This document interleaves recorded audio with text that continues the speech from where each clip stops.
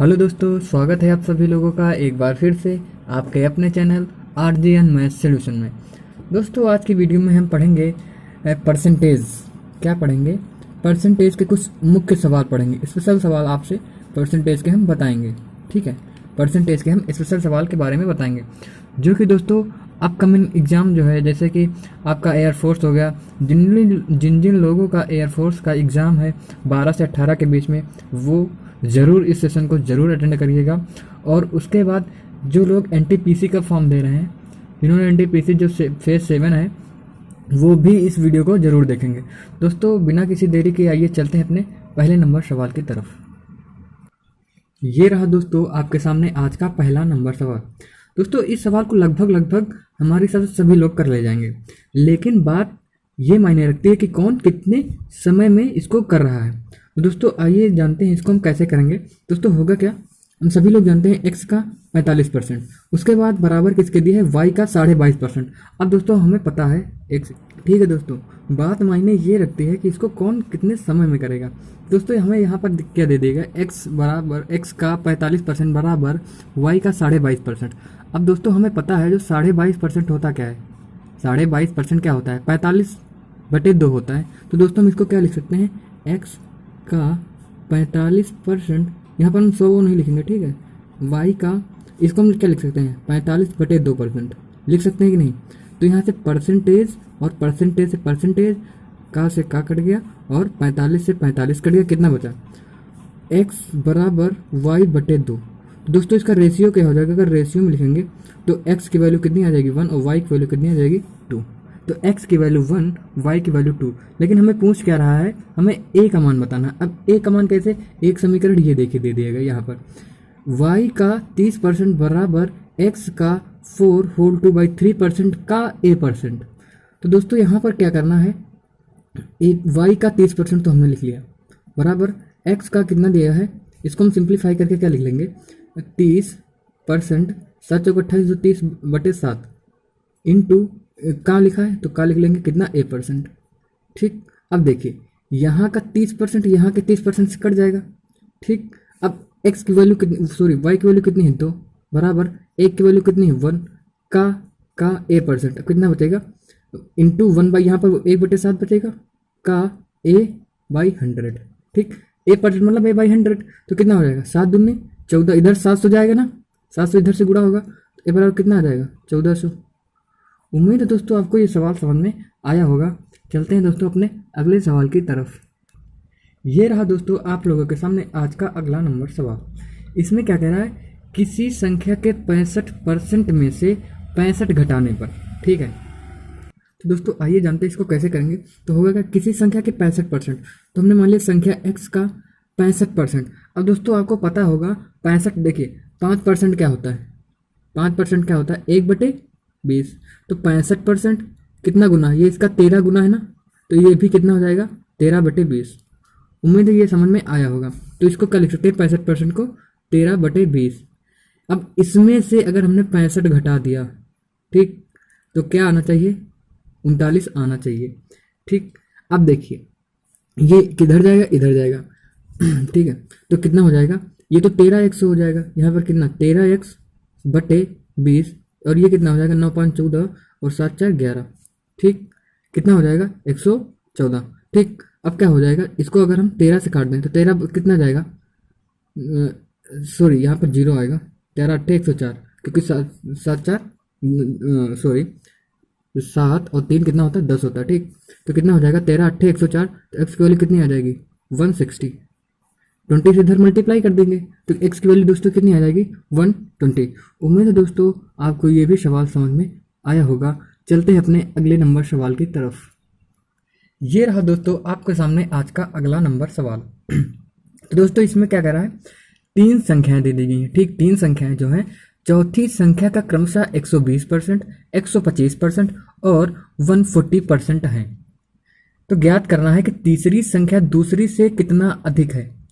दोस्तों ये सवाल इसमें क्या कह रहा है, यहाँ पर भाषा समझिएगा इसकी। जो है पहली संख्या भी पहली संख्या जो है चौथी संख्या से 120% अधिक है, दूसरी संख्या चौथी संख्या से 125% अधिक है, और जो तीसरी संख्या है वो भी चौथी संख्या से, सभी संख्याएं जो है चौथी संख्या से इतना इतना परसेंट अधिक है, ये इसमें कह रहा है। अब दोस्तों यहाँ पर हम करेंगे क्या, देखिए अब यहाँ पर हमें ना पहली संख्या ज्ञात करनी, ना दूसरी संख्या ज्ञात करनी, ना तीसरी ना चौथी, क्योंकि दोस्तों परसेंटेज के फॉर्म में तो दे ही दी गई है। और चौथी संख्या क्या है, चौथी संख्या एक फिक्स संख्या तो होगी ही होगी, चौथी संख्या अगर एक होगी तो फिक्स संख्या तो होगी ही होगी। ठीक है दोस्तों, इसको हम आपको दो मेथड से बताएंगे वो भी। और आगे सवाल क्या कह रहा है, ज्ञात कीजिए कि तीसरी संख्या जो है दूसरी से कितना परसेंट अधिक है। तीसरी संख्या जो है, तीसरी और दूसरी संख्या को बारे में बात कर रहा है बस। तो होगा क्या दोस्तों, इसमें हमें यहाँ पर रेशियो भी नहीं निकालना कि पहली संख्या, दूसरी संख्या, तीसरी संख्या, चौथी संख्या कितनी होगी।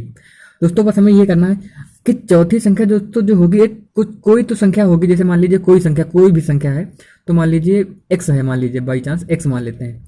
तो दोस्तों जो होगी x का ही ये दूसरी संख्या 125% होगी, और जो तीसरी संख्या है वो भी x का ही 125%, वो सॉरी 140% होगी। दोस्तों हम क्या करते हैं कि दूसरी संख्या 125 मान लेते हैं और तीसरी संख्या 140। ये हमने इस तरह क्यों किया, क्योंकि दोनों जो है चौथी संख्या के ऊपर ही डिपेंड है। ठीक है, दोनों संख्याएं चौथी संख्या के ऊपर ही डिपेंड है, इसलिए क्या कह रहा है, दूसरी से कितना परसेंट अधिक है, दूसरी संख्या से कितना अधिक है। तो ये दूसरी से कितना अधिक है, 15 अधिक है, कितने पर, 125 में से 100 से गुणा कर लेंगे, 25 चौका 100, 25 पंजे और 25 3 4 3 12% जो है दोस्तों दूसरी संख्या से तीसरी संख्या अधिक है। एक तो ये तरीका हो गया। अब कुछ लोग क्या करेंगे कि चौथी संख्या को क्या मान लेंगे, 100 मान लेंगे। चलिए हम मान लेते हैं 100, तो चौथी संख्या हो गई। आपको दिखा भी देते हैं चौथी संख्या कितनी हो जाएगी, 100। अगर बात करें पहली संख्या की, तो पहली इसका कितना है, 100 का 120%, मतलब पहली संख्या 120 हो जाएगी। अगर दूसरी कितनी है 125%, तो कितना हो जाएगा, 125% हो जाएगी। और जो है तीसरी संख्या कितनी है 140%, तो 140% 140 हो जाएगी। आप चाहे ऐसे भी ज्ञात कर सकते हैं, क्योंकि जो चौथी संख्या है ना वो एक फिक्स संख्या है, चौथी संख्या एक फिक्स संख्या है। हमको यहाँ पर इस रेशियो की कोई जरूरत नहीं थी, बस इतना ही करना था बस। उम्मीद है दोस्तों आपको सवाल समझ में आया होगा। चलते हैं अपने अगले नंबर सवाल की तरफ। ये रहा दोस्तों आपके सामने अगला नंबर सवाल। दोस्तों इसमें क्या करना, देखिए ये भी वैसे ही सवाल है पहले जैसा जो हमने किया था। तीन संख्या है, चौथी संख्या का क्रमशः, अब चौथी संख्या क्या होगी, एक फिक्स संख्या होगी। चौथी संख्या का कितना है 12.5%, ये 12.5% है, और दूसरी संख्या 18% है, तथा तीसरी संख्या कितनी है 22%। यदि पहली संख्या और तीसरी संख्या का योग कितना है 690, तो चौथी संख्या क्या होगी। दोस्तों आपको मैंने क्या बताया था आपको कि चौथी संख्या क्या होगी, एक फिक्स संख्या तो होगी ही होगी।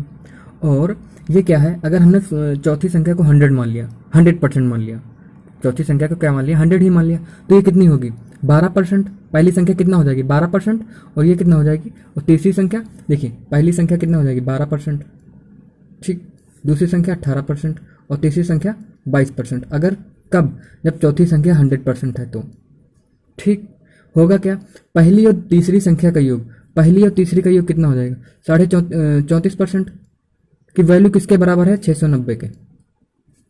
ठीक, 34% की वैल्यू कि 34.5% की वैल्यू किसके बराबर है 690 के। तो इसको क्या लिख सकते हैं, इसको मल्टीप्लाई करें, डिवाइडेड बाई 2% की वैल्यू क्या आ सकती है 690। तो अगर यहाँ से 1% के निकाले तो ये कितना कट जाएगा इससे, तो 1% की वैल्यू कितनी आ जाएगी, इधर 20 हो जाएगा। ठीक, तो यहाँ पर अगर हम 100% के निकाले, जो कि चौथी वैल्यू को पूछ रहा था, तो 100% कितना हो जाएगा, 2 जीरो और लग जाएंगे, 2000। उम्मीद है दोस्तों आपको ये सवाल समझ में आया होगा। काफ़ी अच्छा सवाल था दोस्तों, हमको यहाँ पर लिखने की भी जरूरत नहीं थी, ये हम नहीं लिखेंगे। क्यों, क्योंकि दोस्तों इसमें तो लिखा ही है, तो हम सीधा ऐसे करेंगे 12.5% और 22 मतलब कितना 32 2 34 और 34.5%। 34.5% की तो वैल्यू सीधा डायरेक्ट हम यहाँ से लिखेंगे। ठीक है, 34% की वैल्यू 34.5 की इतनी, तो इतनी की वैल्यू हमने इसको फ्रैक्शन में लिख लिया। ठीक है, तो इतनी हो जाएगी, तो 1% की वैल्यू 20। अब भैया हमें चौथी संख्या पूछा, चौथी संख्या हमने क्या माना थी 100 अगर परसेंट होगी, तो 100% की वैल्यू कितनी हो जाएगी 2000। उम्मीद है दोस्तों आपको ये सवाल समझ में आया होगा। चलते हैं अपने अगले नंबर सवाल की तरफ। ये रहा दोस्तों आप लोगों के सामने आज का अगला नंबर सवाल। इसमें क्या कह रहा है, किसी संख्या के मान में पहले तो 20% की वृद्धि की गई तथा उसके बाद फिर 30% की वृद्धि की जाती है, और पुनः 50% की क्या की जाती है, कमी की जाती है। तो क्या बताना है, प्राप्त संख्या मूल संख्या का कितना परसेंट है। दोस्तों हमने आपको सक्सेसिव के बारे में बताया था। अगर दोस्तों आपने हमारे परसेंटेज का वीडियो नहीं देखा है तो डिस्क्रिप्शन में लिंक दे दी गई है, आप परसेंटेज का वीडियो देख लीजिएगा। हमने काफ़ी अच्छे से सक्सेसफुल के बारे में आपको समझाया। होता क्या है, मान लीजिए अगर हमने कोई वैल्यू 100 मान लीजिए, अगर उसका 20% बढ़ाएंगे तो पहले यहाँ पर कोई वैल्यू आ जाएगी, फिर अगर उसका हमने 30% बढ़ाया फिर यहाँ पर कोई वैल्यू आ जाएगी, फिर अगर इसका भी अगर हम 50% इसको कम कर दें तो यहाँ पर कोई वैल्यू आ जाएगी। दोस्तों एक तो इस तरह कर सकते हैं। दोस्तों अगर आपको इस तरह का कोई भी पैटर्न दिखाई दे तो दोस्तों इस सवाल को हम कैसे करेंगे, देखिए सक्सेसफुल में हम कैसे करते हैं। होता क्या है, मान लीजिए 20% और 30% की क्रमिक वृद्धि है, तो पहले तो 20% बढ़ी, 20% मतलब 1/5, मतलब 5 अगर वैल्यू थी पहले तो 1 बढ़ गई, कितना बढ़ गई 6, ठीक।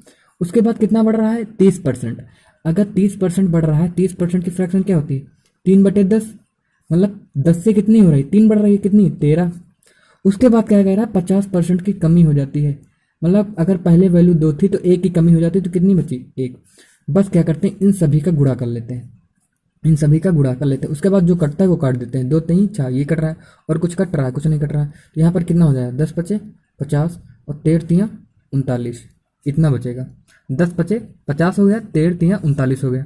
अब कह रहा है प्राप्त संख्या, ये जो प्राप्त संख्या है मूल संख्या से कितना कम है, मूल संख्या से बताना है कितना कम है, तो भैया मूल संख्या से कितना कम है 11 का तो कम ही है, किससे मूल संख्या से, ठीक है। किससे बताना था हमें, मूल संख्या से कितना कम है 11 कम है, इंटू 100, तो 5 50 दूनी 100, कितना 22% क्या है कम है, ठीक 22% कम है।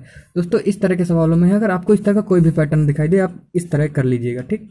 उम्मीद है दोस्तों आपको सवाल समझ में आया होगा। चलते हैं अपने अगले वीडियो पर, सॉरी अगले क्वेश्चन पर। ये रहा दोस्तों आपके सामने आज का अगला नंबर सवाल। दोस्तों इसमें क्या करना है, कह रहा है यदि m की आय, ठीक, m की आय जो है n से 40% अधिक है। अगर देखें 40% की फ्रैक्शन क्या होती है दोस्तों 2/5। अगर हम यहाँ पर m और n का रेशियो लिखें तो क्या कह रहा है n से 40% अधिक है। दोस्तों 40% फ्रैक्शन हमने बताया था 2/5, और दोस्तों हमने ये भी बताया था कि जो नीचे वाली वैल्यू होती है वो पास वाली वैल्यू होती है, तो n की वैल्यू कितनी हो जाएगी 5। कितना अधिक है 2 अधिक है, तो कितनी है m की 7, ठीक। तो कह रहा है तो n की आय, m की आय का कितना परसेंट है, m की आय का कितना परसेंट है ये बताना, ठीक है दोस्तों। m की आय का कितना परसेंट है, तो m की आय से पूछ रहा है, तो m की आय से अगर पूछ रहा है तो m की आय नीचे रखेंगे, क्योंकि अगर यहाँ पर देखिए हमने क्या कहा था n से कितना है, तो n वाली क्या होती है नीचे वाली वैल्यू, और यहाँ पर भी पूछ रहा है कि m की आय से, m की आय का कितना परसेंट या m की आय से कितना परसेंट है, तो भी m क्या होगा नीचे होगा। तो हमें n से पूछ रहा है, n से, तो n की वैल्यू कितनी है 5 इंटू 100, बस कितना हो जाएगा। अब दोस्तों यहाँ पर अब हम मल्टीप्लाई नहीं करेंगे, हमें यहाँ पर क्या पता है 1/7 की वैल्यू दोस्तों कितनी होती है 14 कितनी होती है 14 2/7%, ठीक। 1/7 की वैल्यू कितनी होती है 14 2/7%। अब हमें जाना कितना है 5/7 पे, 5/7 पे दोस्तों इसका 5 गुना करना है ना, ठीक है। इसका अगर 5 गुना करना तो ये भी 5 गुना हो जाएगा। आपको दोस्तों ये सब लिखने की जरूरत नहीं होती है, बस आपको पता है 1/7 की वैल्यू इतनी होती है, तो 5 गुना करना है, तो 5 14 पंजे 70, सॉरी 14 पंजे 70 हो जाएगा, प्लस कितना हो जाएगा 5 दूनी, इससे 2 से भी होगा /7। अब 7 से मल्टीप्लाई अगर इसको करेंगे, 7 से अगर इसको भाग करेंगे तो एक बार तो जाएगा ही जाएगा, तो कितना हो जाएगा 70। आपको हम पूरा डिटेल ही बता दे रहे हैं, 70 एक बार जाएगा, प्लस बचेगा कितना 3/7 बचेगा, ठीक। और ये कितना हो जाएगा 71 3/7%, ठीक। इतना हो जाएगा 71 3/7%। उम्मीद है दोस्तों आपको सवाल समझ में आया होगा। आपको दोस्तों यहाँ पर अब जैसे यहाँ पर कोई करता कि 500/7, अब फिर 7 से मल्टीप्लाई करता, तो हम 7 से मल्टीप्लाई नहीं करेंगे, हमें पता है कि 1/7 की वैल्यू कितनी होती है 14 2/7%, तो बस हमें पता है 5 गुना ले जाना है, तो उसको 5 गुना कर देंगे, ठीक। 70 14 5 70 और 10 /7, तो बस एक बार और चला जाएगा, प्लस 3/7 प्लस 71/3/7। उम्मीद है दोस्तों आपको समझ में आया होगा। चलते हैं अपने अगले सवाल की तरफ। ये रहा दोस्तों आपके सामने आज का अगला नंबर सवाल। इसमें क्या कह रहा है चमन रमा से जितनी राशि प्राप्त करता है, ठीक, उसका वह 3/5 भाग चंदन को दे देता है, ठीक। मान लीजिए रमन ने रमा से कुछ राशि प्राप्त की, मान लीजिए चमन ये चमन है, ठीक है, चमन को कुछ रुपया मिला रमा से, ठीक, और वो जितना भाग प्राप्त करता है उसका 3/5 भाग किसको दे देता है चंदन को दे देता है। चंदन के पास मान लीजिए यहाँ पर कुछ राशि आई होगी, ठीक। चंदन से प्राप्त राशि का 20%, इससे प्राप्त राशि का जो 20% है किसको मिल जाता है रंजन से।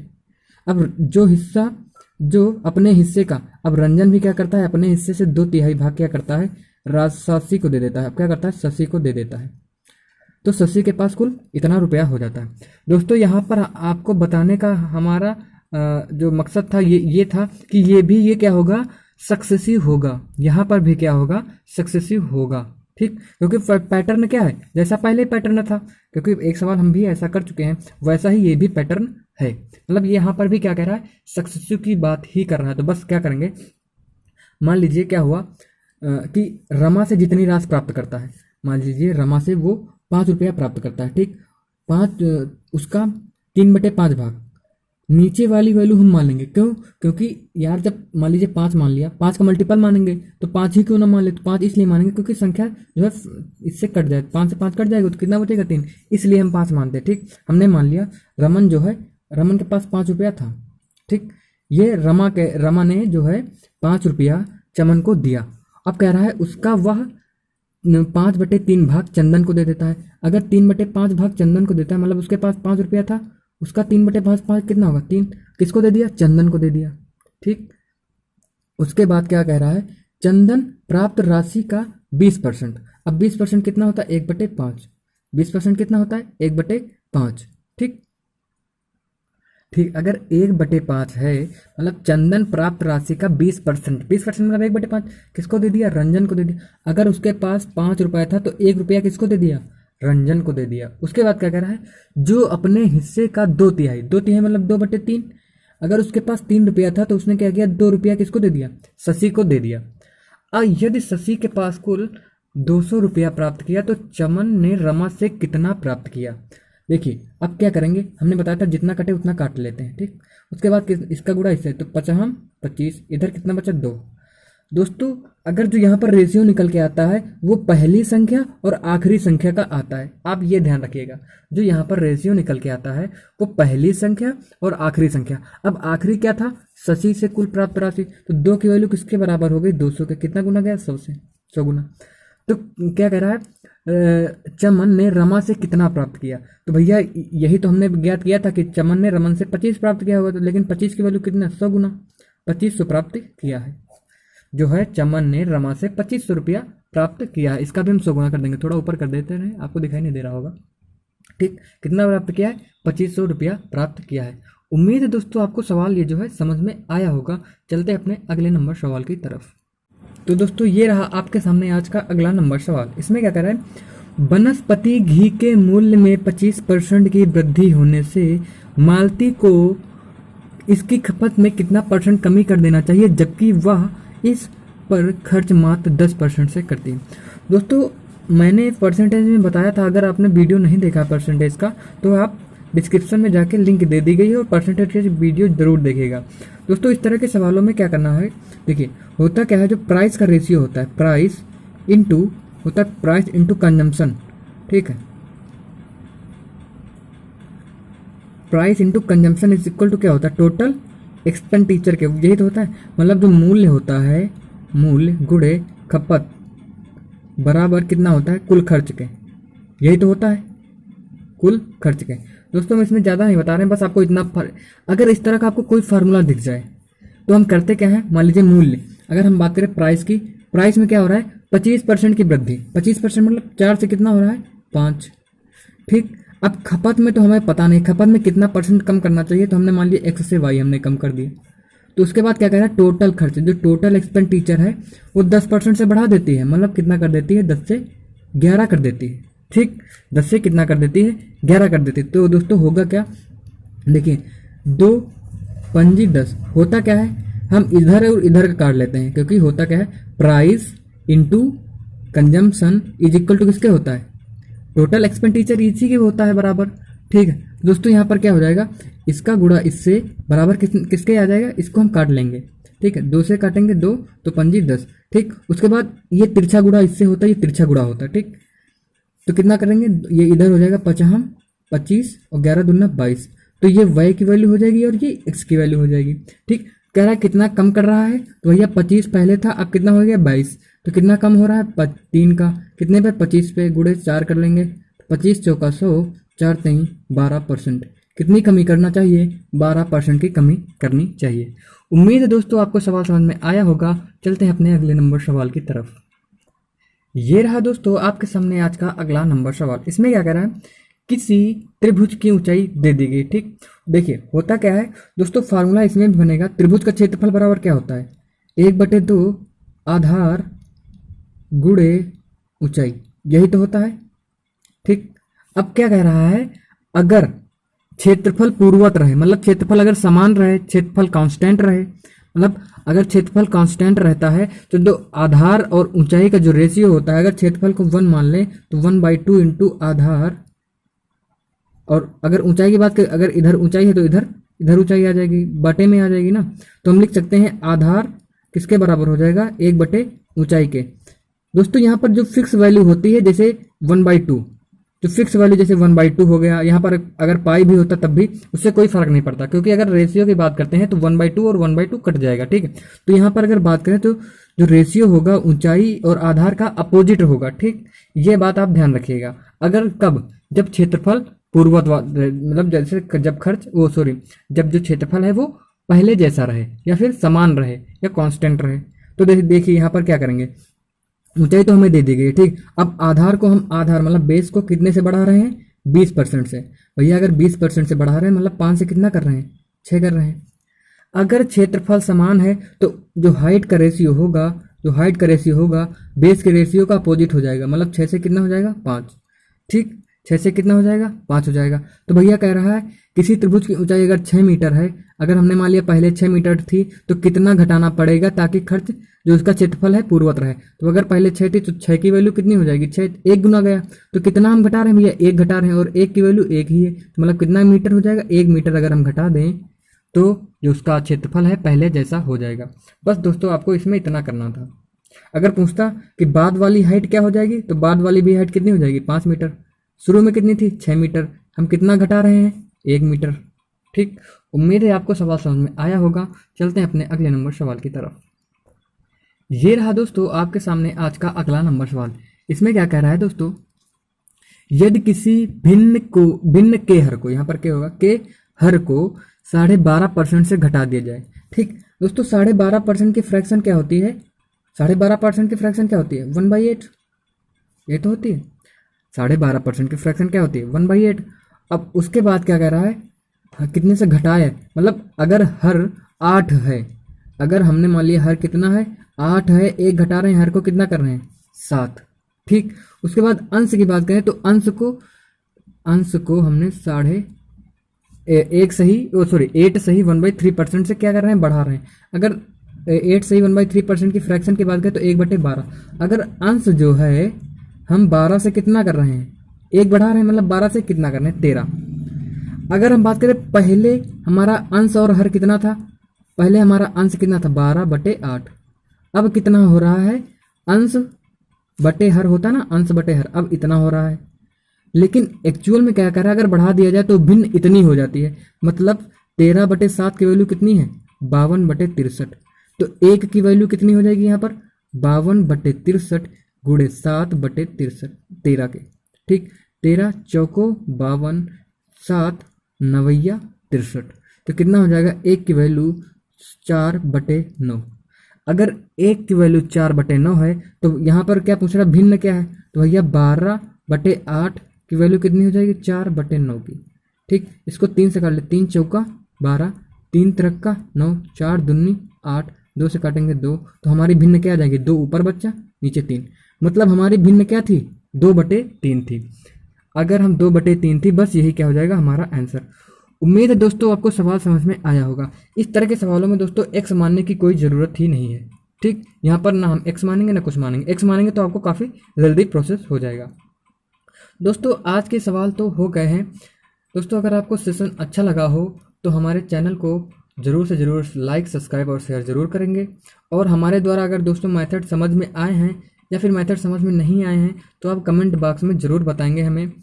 और दोस्तों मिलते हैं अपने अगले वीडियो में इसी तरह के सवालों को लेकर। तब तक के लिए नमस्कार, जय हिंद।